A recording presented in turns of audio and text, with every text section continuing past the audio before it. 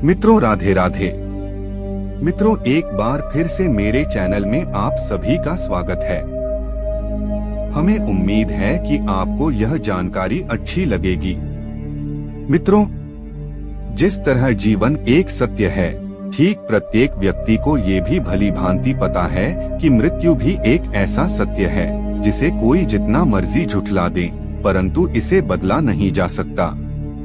कहने का अर्थ है कि जिसने इस पृथ्वी पर जन्म लिया है उसे एक न एक दिन अपने प्राणों की आहुति देनी पड़ती है।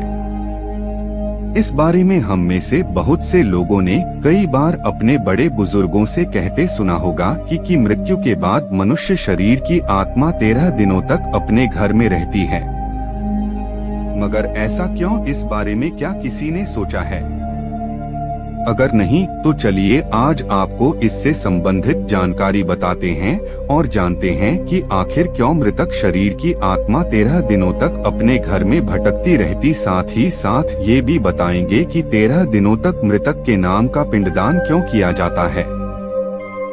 बता दें कि गरुड़ पुराण में इस बारे में विस्तार से बताया गया है।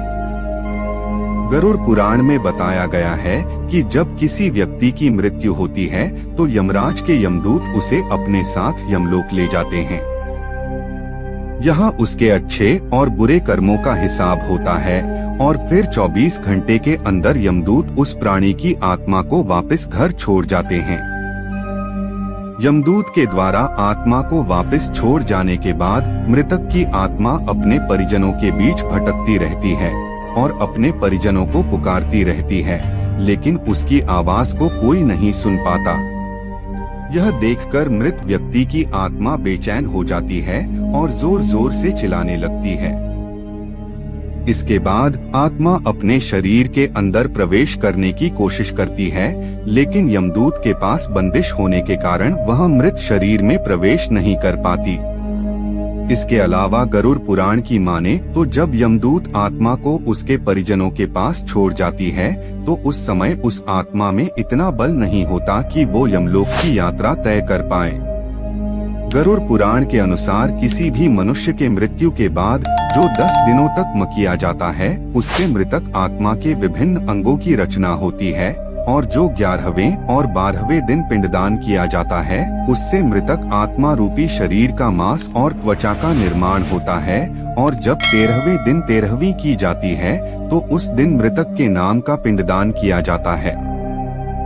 उसी से ही वो यमलोक तक की यात्रा तय करते हैं। अर्थात मृत्यु के बाद मृतक के नाम का जो पिंडदान किया जाता है उसी से ही आत्मा को मृत लोक से यमलोक तक यात्रा करने का बल मिलता है। इसलिए ही गरुड़ पुराण में बताया गया है जब किसी मनुष्य की मृत्यु हो जाती है तो उसकी आत्मा 13 दिनों तक अपने परिजनों के पास घर में भटकती रहती है और उसके बाद आत्मा मृत लोक से यमलोक की ओर निकल पड़ती है, जिसे पूरा करने के लिए उसे 12 महीने यानी कि 1 साल का वक्त लगता है। इतना ही नहीं, मान्यता के अनुसार 13 दिनों तक मृतक के नाम का किया गया पिंडदान उसके 1 वर्ष के भोजन के समान होता है। पिंडदान न किया जाए तो क्या होगा? इसके अलावा बता दें, अक्सर लोगों के मन में ये सवाल भी जरूर आता है कि अगर किसी मृत व्यक्ति के नाम का पिंडदान नहीं किया गया तो क्या होता है। तो दोस्तों आपको बता दें कि इसका भी वर्णन गरुड़ पुराण में किया गया है। जी हाँ, जिस मृतक व्यक्ति का पिंडदान नहीं किया जाता यमदूत उसे 13वें दिन जबरदस्ती घसीटे हुए यमलोक की ओर ले जाते हैं और मृतक व्यक्ति की आत्मा को इस दौरान काफी कष्ट उठाना पड़ता है। इसलिए हिंदू धर्म में मनुष्य की मृत्यु के बाद 13 दिनों तक पिंडदान करना आवश्यक माना गया है। इसके अलावा आपको बता दें कि 13वें दिन परिजनों के द्वारा मृतक व्यक्ति के नाम का जो भोज करवाया जाता है, अगर वह कर्ज लेकर किया जाए तो मृत व्यक्ति की आत्मा को शांति नहीं मिलती।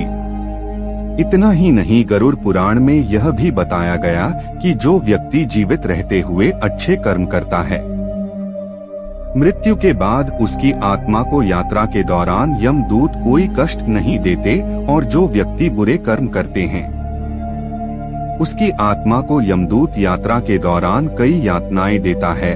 और आत्मा को कई कष्ट भोगने पड़ते हैं।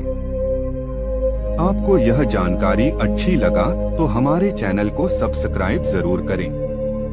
राधे राधे।